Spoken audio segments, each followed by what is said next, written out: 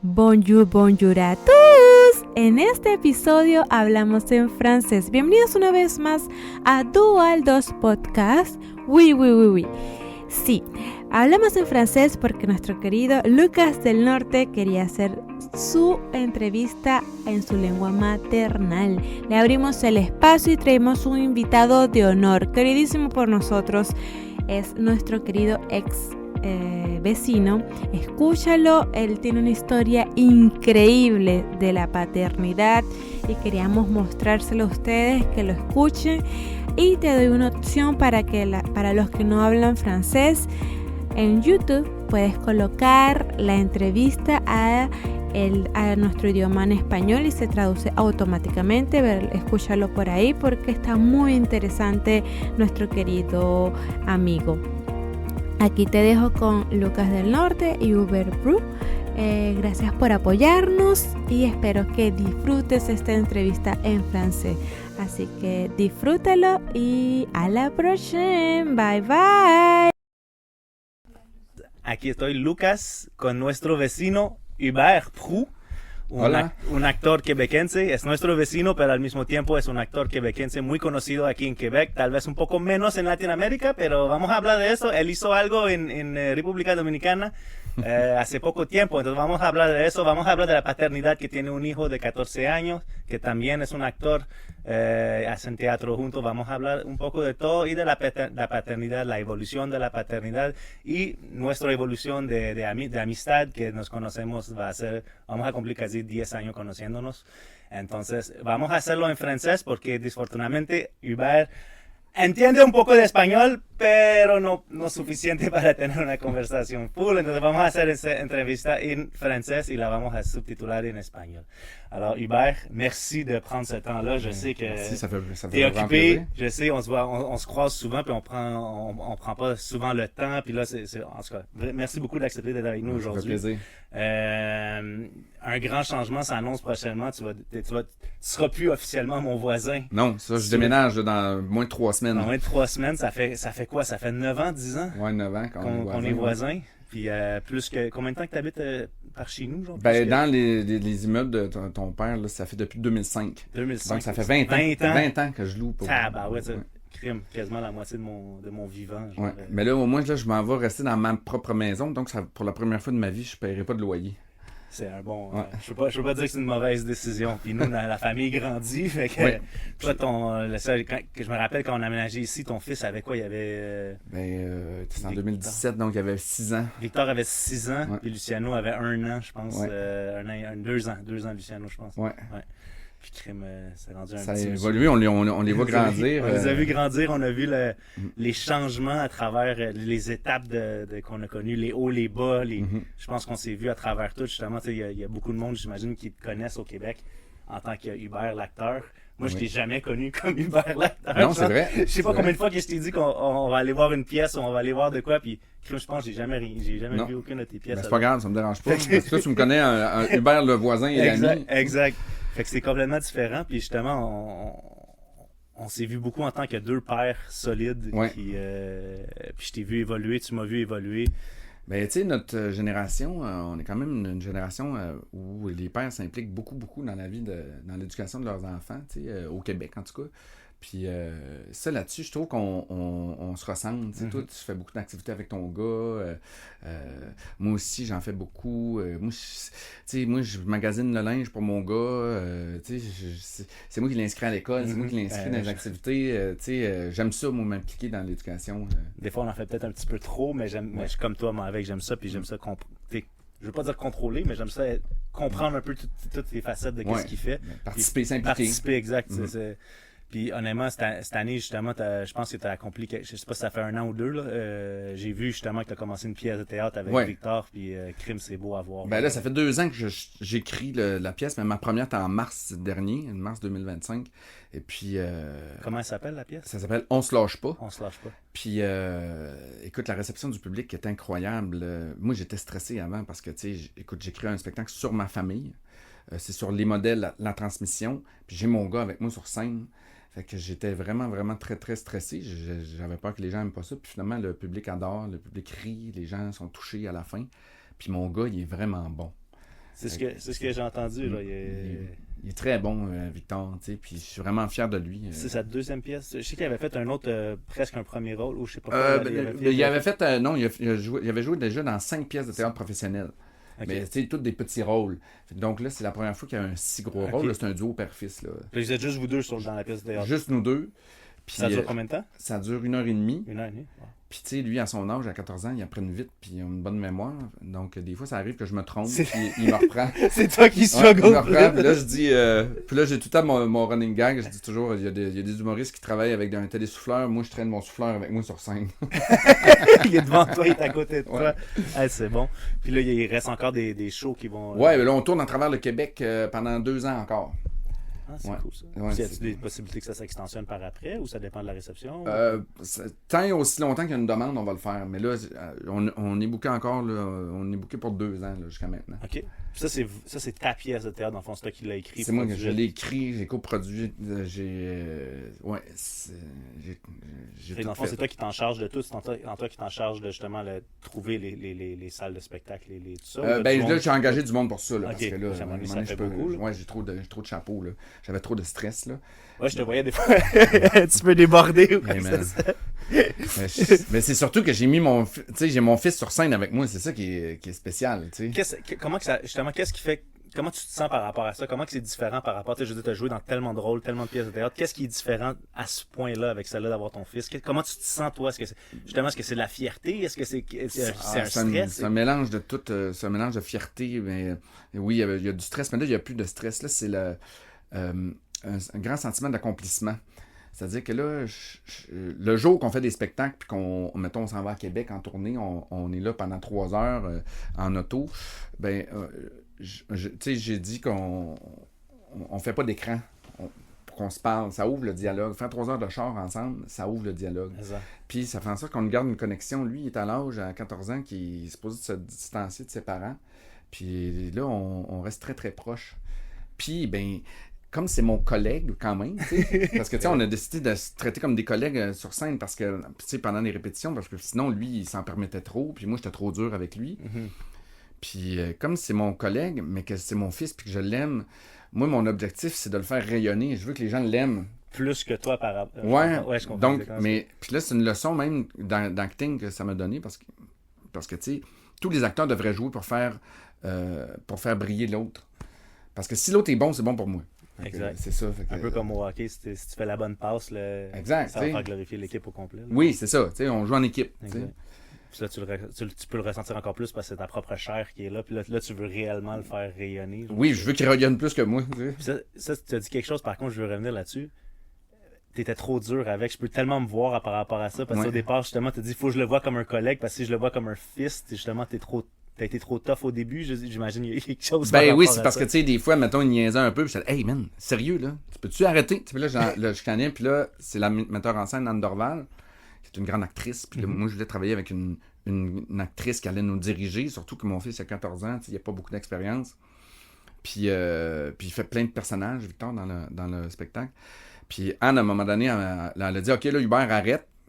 Tu dirais-tu ça à un collègue? Tu le chicanerais comme ça ou pas? Puis là, j'ai dit, ah non, t'as raison. Elle dit, c'est ça, traitez-vous comme des collègues. C'est moi qui donne des notes. Puis toi, Victor, aussi, peut-être que tu peux t'en permettre un petit peu moins avec ton père aussi. Fait que... OK, parce qu'il c'est parce qu'il niaisait. Ouais, puis il niaisait plus parce que c'était avec moi. Tu sais, mettons, il niaisait en répétant, tu sais. Chose qu'on dit, par exemple, tu ferais-tu ça avec ta professeure, avec ta prof à l'école? Exactement, c'est ça. Non, mais avec ton père et avec ta mère. Ça, oui. C'est ça, il me semble. C'est ça, fait que... Ça a été une belle expérience, puis ça l'est encore. Puis lui, il apprend beaucoup de choses. Là, des fois, il manque de l'école parce qu'on part en tournée, mais ce qu'il apprend en tournée, c'est extraordinaire. Là. Puis à date, le mix, justement, ce qui a manqué ou peu importe à l'école, ça se passe bien? Ça se passe bien parce que, tu sais, moi, j'ai dit, parce qu'il est bon à l'école. J'aurais pas fait de show avec lui s'il était pas bon à l'école. Puis s'il y avait pas... Puis aussi, moi, j'ai dit, OK, là, j'ai commencé à limiter les écrans là, la semaine. T'sais, c'est 1 demi-heure par jour. Okay. Depuis ce temps-là, il est en avance sur ses devoirs. Il veut tout le temps répéter le spectacle. Il a recommencé à lire. On a recommencé à jaser. Ça, c'est comme C'est un genre de fléau, ça, les écrans. On est pas super. Nous, c'est plus télévision, là, mais peut-être va falloir qu'on rentre là-dedans, toi, nous, avec. Là, Ben là, moi, à l'adolescence, là, ça pogne à un autre niveau. Puis là, ben, je m'étais rendu compte que ces notes commençaient à baisser un peu, moins concentré, moins d'enthousiasme à jaser. Là, j'imagine qu'il y a son propre téléphone, puis toi, oui. ans, c'est sûr. Ouais. Là, c'est là que les écrans rentrent vraiment. Ouais, les écrans. Mais c'est les jeux vidéo aussi, là. Okay. Mais là, c'est ça, depuis que je l'ai limité, tout à coup, on dirait qu'il s'épanouit, puis ça fait de la place, ça crée de la place pour autre chose, puis même lui, il s'en rend compte que c'est mieux pour lui. Donc, c'est fait que ado, même à 14 ans, t'as besoin de structure, pareil. Ça, j'imagine, oui. Ben, j'imagine, même à 39, même à 47, on a encore besoin. Oui, on a besoin de structure, oui, c'est ça, même nous. C'est ça, mais c'est pour ça que j'ai dit, tu sais, c'est bon pour ton avenir. Tu sais, tout à coup, tu vas te discipliner dans la vie. Là. Être discipliné dans la vie, c'est bon pour le restant de tes jours. Là. C'est clair. Mais ce que j'aime, tu as touché un point, là, justement, que à l'adolescence, tu vois beaucoup d'enfants quitter un peu, prendre une distance, une séparation. Je sais pas si c'est la société qui instaure ça, mais de justement une séparation par rapport aux parents. Puis j'adore le fait que justement ça t'a plus bondé avec ton fils au lieu de créer cette séparation-là. Oui. Je trouve ça beau parce que ça m'inspire pour moi puis mon fils plus tard. Parce que justement, je vois l'adolescence arriver puis je suis comme, pas que je la crains, mais je me dis ça va être une étape. Puis justement, moi, j'aborde plus ce sens-là où est-ce qu'il y a une possibilité où est-ce que moi, je me suis séparé de mes parents. J'imagine qu'il y a d'autres façons de faire où est-ce que justement tu peux plus forger un... Ben c'est parce que moi je me suis dit, au lieu de la craindre, l'adolescence, je me suis dit je vais la respecter. Fait que je respecte ses étapes. Fait que des fois, si je comprends là, qu'il a besoin d'être tout seul là, sans moi. Là, ou avec ses amis. Avec ses amis. Puis, tu sais, vois-tu, l'autre fois, quand je suis allé tourner en République dominicaine, il est venu dormir chez nous un soir tout seul. Ah, mais c'est ça, je l'ai vu. Tu l'as vu? Ouais, mais c'est là, je pense il était tellement fier là, de dormir seul à la maison. Puis il y avait un de ses chums qui est venu aussi. Puis c'est vrai, il nous a dit justement que hey, mon papa il est en train de tourner un film en République dominicaine. Je suis comme, OK, puis toi, t'es ici, tout seul? Ouais. Je suis comme, ben, c'est vrai, t'as 14 ans. 14 ans. OK, peut-être, ouais, je suis OK. C'est ça, fait qu'il faut respecter les étapes, puis moi, je suis comme fier de lui, puis c'est vrai que des fois, je suis un petit peu nostalgique de son enfance, mais... Mais il est calme, hein, je te le dis, c'était pas plus bruyant ou moins bruyant. Non, il est correct, il est correct, le petit. Je te le dis tout de suite, là, dans ma caméra, il se porte bien. Puis même l'autre fois, tu sais, le dernier sleepover qu'ils ont fait, les gars, je les ai avertis 3-4 fois en disant, là, il y a un petit bébé en haut, là... Ça me dérange. On peut faire un sleepover, mais il faut que vous soyez. Je pense que les autres voisins sont plus bruyants que nous. Là. Je sais pas. Ouais. Fait que ouais, des gros changements. Nous aussi, un petit bébé, les 6 derniers mois, ça fait des gros changements. Ouais. Fait que là, t'es parti tourner un film en République dominicaine. Tu veux en parler un peu ou peux-tu en parler un peu? Oui, je peux en parler. C'est un réalisateur québécois qui a approché un producteur dominicain. Parce qu'il y avait eu une idée pour faire un court-métrage. Donc, c'est une coproduction de République dominicaine puis du Québec. Puis, c'est ça, j'ai joué avec des acteurs locaux de là-bas. Ça, c'est le fun. En espagnol? Oui, en espagnol, en anglais et en français. OK. Puis, je parlais pas beaucoup espagnol, mais un petit peu quand même. Là, c'était vraiment, vraiment le fun. Puis, tout à coup, toute l'équipe de tournage... eux, ils sont habitués de travailler sur les films américains, tout ça, donc ils étaient vraiment très bien rodés. Mais là, tu te rends compte que c'est le même monde pareil. Peu importe dans quel pays tu vas, une équipe de tournage, c'est une équipe de tournage. Tu sais, t'as le premier assistant réalisateur fait la police, puis materne tout le monde. Le DOP a un gros ego. Mais les acteurs sont un peu divas. Tu sais, c'est la même affaire partout. C'est extraordinaire. C'était vraiment... Ça rouvrait-tu des portes, un potentiel, des possibilités pour toi de refaire l'expérience si jamais on te l'offrirait d'aller retourner des films à l'international? Ah, ben oui, c'est sûr. C'est comme le rêve de tout acteur d'aller tourner à l'international, là, mais comment je pourrais dire? Il faut voir ça comme un bonus dans la vie. Il ne faut pas rêver à ça, sinon on va être déçu et amer. Sinon, au Québec, il se passe quoi ce temps-ci? Au Québec, pas tant que ça, là, tu sais, je joue dans une nouvelle série. Après ça, là, j'ai fait une audition tantôt. Je sais pas si ça va marcher pour une autre nouvelle série. Puis là, j'ai un spectacle que je tourne à travers le Québec. Ça va en même temps. Je sais que tu me disais, il y a 2 ans, que ça n'arrêtait pas. Là. Il me semble, à chaque fois que je te croisais, tu courais à gauche, à droite. Là. Y a-tu comme un certain ralentissement depuis? Oui, là, il y a un gros ralentissement depuis depuis un an et demi, là, je te dirais. Là. Il y a la crise en télévision. Là. Il y a une grosse crise en télévision présentement. Au là. Québec? Au Québec, mais c'est partout à travers le monde, mais on le ressent au Québec. La crise des diffuseurs de la télévision traditionnelle, là, tous les publicitaires quittent la télé traditionnelle puis ils vont vers les géants du web. Fait que, tu sais, mettons, tous les géants du web, là, ça scrape un peu notre culture. Là. Les géants du web, tu veux dire genre les YouTube, les réseaux sociaux? YouTube, Netflix, Amazon Prime, tout ça. C'est sûr que ça brise beaucoup. C'est pas bon pour notre Je pense que la publicité est rentrée sur Netflix là, récemment. Genre, on a eu un changement sur notre compte. Que si on voulait garder au même prix, il fallait qu'on accepte les publicités maintenant. Ah ouais, c'est vrai? Fait que je pense que c'est ça un peu ce tournant-là qui commence à... Puis tu sais, comme le diffuseur comme TVA, même Radio-Canada, le diffuseur public, ben eux autres, dans leur façon de faire, ben l'argent des publicités était importante. Fait que là, tu sais, il y a eu beaucoup de coupures, beaucoup de... Tu sais, comme là, une nouvelle série, on nous demande de baisser nos salaires, tu sais. Ouais, c'est ça. Dans un contexte où est-ce qu'on a de l'inflation partout, où est-ce que tout le monde veut plus, tout le monde n'est plus gourmand. Nous autres, c'est le contraire, ouais. On demande de baisser les salaires. OK, ouais, je peux comprendre. Tu sais, que tout le switch, là, puis là aussi, l'arrivée de l'intelligence artificielle, ça menace beaucoup de choses. Tu sais, que tous les contrats de voix qu'on fait, mettons, là, des fois, moi, je fais des voix de pub, tout ça. Là, bientôt, on va se faire remplacé là, par l'intelligence artificielle. C'est malheureux. Tu sais. Est-ce que l'intelligence artificielle pourrait justement... est-ce qu'un acteur pourrait céder ses droits? Puis est-ce que tu penses que ça pourrait arriver, ça? Je pense que ça, on s'en va vers là. Que genre, ils vont devenir... Mettons, les superstars vont devenir éternels, si on veut, parce qu'ils vont pouvoir réutiliser leur corps ou réutiliser leur voix ad infinitum. Sauf que, tu sais, ça va être dilué puis ça sera pas payant tant que ça. Tu comprends? S'il y en a plein après, oui, si ça devient purement AI. Ou tu t'en auras, ce qui t'aura, genre, les méga superstars qu'eux autres vont faire full cash. Tu sais, comme, c'est un peu, ça va marcher comme, mettons, Spotify, là. C'est ça. T'as les méga stars qui font de l'argent avec Spotify, mais les petits, là, tu sais, un petit chanteur québécois, là, mettons, j'ai une amie, là, Maud, elle me disait, Maud Odette, c'est une chanteuse québécoise, elle m'avait dit que pour 1 million d'écoutes sur Spotify, ça te donnait genre 150$. 1 million? Ouais. Il y a combien d'artistes québécois qui se rendent à des millions de views sur Spotify? Il y en a quelques-uns, là, quand même, tu sais, parce qu'au Québec, on consomme beaucoup la culture locale, là, tu sais, par exemple, tu sais, mettons, les quotidiennes, tu sais, comme les soaps, là, québécois, c'est vu par 1,5 million, là, puis on est juste 8 millions. C'est ça, fait que c'est beaucoup. Parce que les Québécois ont tellement peur de disparaître que les gouvernements investissent dans la culture ça, c'est beaucoup. Clair. Ça, c'est bon. Ça, c'est une bonne chose. Oui, c'est une bonne chose. Mm-hmm. Mais ça m'étonne. Mais je sais que Spotify, c'est vraiment cheap. Il y en a d'autres. Je pense que, moi, c'est justement, j'ai une amie qui me contait, justement, je pense que Galaxy, je pense, payait plus les radios.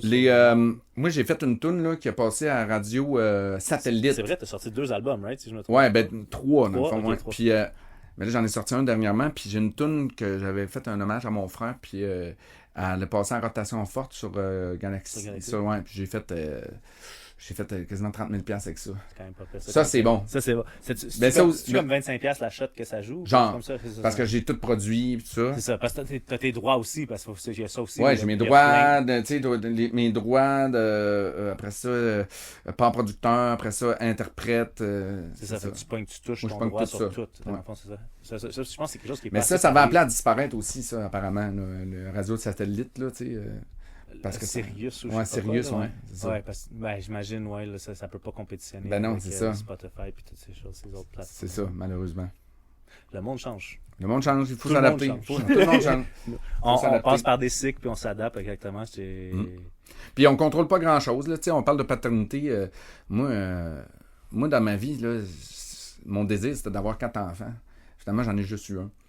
Mais j'en ai un bon. Mais t'en as un? Mais la vie a fait en sorte que peut-être que tu n'en as pas eu un deuxième. Je sais pas si c'est encore dans tes plans, je veux dire, tout peut changer. Ouais, mais la vie t'a quand même donné un cadeau. Oui, parce que mon frère a eu mon fils a eu un petit frère qui va avoir bientôt 2 ans. Puis la mère de mon fils, avec qui je suis encore très proche, elle m'a demandé d'être le parrain. Puis là, justement, après cet enregistrement-là, tantôt, je m'en vais le chercher à la garderie. Puis il vient rester chez nous pendant 3 jours.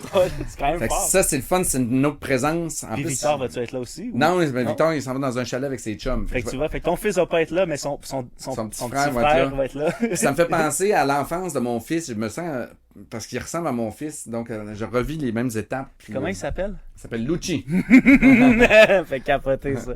Comment la vie fait les choses. Ouais, ça veut dire, en fait, c'est comme les 2 parents sont ukrainiens, puis ils ont donné un nom Italien. Italien, ouais. Mais en même temps, Luci, ça veut dire lumière en russe. OK. Donc, c'est ça. Parce que nous, notre Luciano, c'est Lucci aussi. Ouais, c'est Luci. Ouais, ça, c'est vraiment cute, drôle. hein? C'est vraiment cute. Puis, honnêtement, ça, c'est je sais pas. J'imagine que t'as pas de plan d'en avoir un deuxième personnage. Non, ben à non. court terme, là, Non, là, je trouve que je suis rendu vieux pour ça, là. Tu sais, là, je me vois pas, mettons, là, aller... tu sais, avoir 80 ans là, quand ton enfant a 20 ans, là, non. C'est déjà pas pire, je te vois. Moi, j'ai vu des changements avec toi aussi. Là. Je veux dire, les conversations qu'on avait, mettons, il y a 10 ans versus maintenant, là, je pense que ça fait plusieurs années que tu es avec la même personne. Ouais, là, ça fait 4 ans là, que je suis avec ma copine. Ouais. Fait que c'est déjà, tu sais, 4 ans. Recule, v'là 8 ans, puis raconte-moi ça. Raconte-moi que ça fait 4 ans que tu es avec quelqu'un. Ouais. V'là 10 ans. Ouais, c'est ça. Non, ouais, c'est ça. Ouais, c'est quand même pas pire, là. Ouais, là, c'est plus stable un peu. Là. Puis ma blonde, ben, elle a pas été capable d'avoir d'enfants, donc c'est ça. On a comme mis une croix là-dessus. Puis comment que elle, justement, le rôle de rentrer avec un adolescent, puis là, justement, le fait que tu sois proche avec le petit Lucci, comment qu'elle vit, elle, ça, par rapport à ça? Elle vit bien ça. Elle aime beaucoup mon fils, mais tu sais, des fois, c'est pas toujours facile. Tu sais, mettons, si on est en voyage, il peut y avoir des fois des frictions, parce que, tu sais... un ado, c'est un ado, là, puis elle, c'est pas son fils non plus. Fait que des fois, elle peut manquer de patience un petit peu. Mais là, Victor, en vieillissant, il sait comment mieux agir avec elle, on dirait. Okay. Victor, c'est mon fils. Puis elle, le fait de ne pas avoir eu d'enfant, Lucci, la présence de Lucci vient compenser beaucoup. Puis elle adore les bébés. Puis quand Lucci était bébé, mais il est encore bébé, là. Ben là, comme là, vois-tu, dimanche, elle va venir passer la journée avec moi, elle va le garder avec moi, puis elle aime vraiment cet enfant-là, là, tu sais, ça compense, tu sais, comme un vide, là. Il est rempli d'amour, ça qu'il faut. Ouais. C'est cute à voir, parce que ça aurait pu être complètement différent. Puis justement, tu sais, je connais ton histoire personnelle, on va pas rentrer là-dedans, mais tu sais, il y a eu beaucoup de hauts et de bas. Ouais. Puis à travers ça, voir justement cette beauté-là qui en sort, parce que ça aurait pu être complètement différent, là, on s'entend, là. Oui. Puis, mais finalement, c'est l'amour qui gagne. Exact. Il y a eu de l'amour tout croche par bout, mais au moins, c'est l'amour puis la lumière qui prend le dessus. C'est fou. Puis on vit exactement un peu le modern family, je te vois, les espèces de familles reconstituées. Je sais pas comment décrire ça, justement, le fait que tu prennes soin de cette petite enfant-là avec autant d'amour et autant de passion, puis je te vois le faire, puis c'est beau. Puis justement, quand on parle que tout change constamment, mais regarde comment la société change, puis mais on reste quand même avec des vraies valeurs. Oui. Puis l'amour gagne, comme tu dis. Ben, c'est ça. Je trouve ça beau, puis il y a une grande ouverture, tu sais, d'esprit aussi, tu sais, on a repoussé les limites de la société traditionnelle. Puis, tu sais, mon fils, lui, il a une grande chance, c'est une richesse là, qu'il a. Tu sais, son père est catholique, sa mère est orthodoxe, son beau-père est juif, puis sa belle-mère est musulmane. C'est tout un inventaire pareil de tout. C'est quelque chose, hein? Ouais, je pense qu'on s'en va tous vers là. Je dirais même la mienne aussi, la famille sud-américaine, canadienne, descendance européenne. Fait qu'on est tous un peu vers ça, puis tu le vis toi avec ça. Fait que honnêtement, c'est de toute beauté, puis on s'adapte, puis on vit comme ça, puis on changera dans le futur aussi avec justement le AI qui va venir prendre sa place ou quoi que ce soit, puis on va s'adapter. On va s'adapter. Je pense que c'est le temps qu'on complète ça. Hein? Fait que, OK. Ben, Hubert, je voulais dire, ça a été 9 ans qu'on se côtoie, comme mes autres voisins. Dans ma vie, à chaque fois qu'il y a un changement, parce qu'on parle de changement, je les appelle toujours voisins. Mon voisin avec qui j'ai grandi, et je l'appelle encore voisin. Mes autres voisins que je vais encore voir à Rodin quand je vais les voir, c'est encore mes voisins.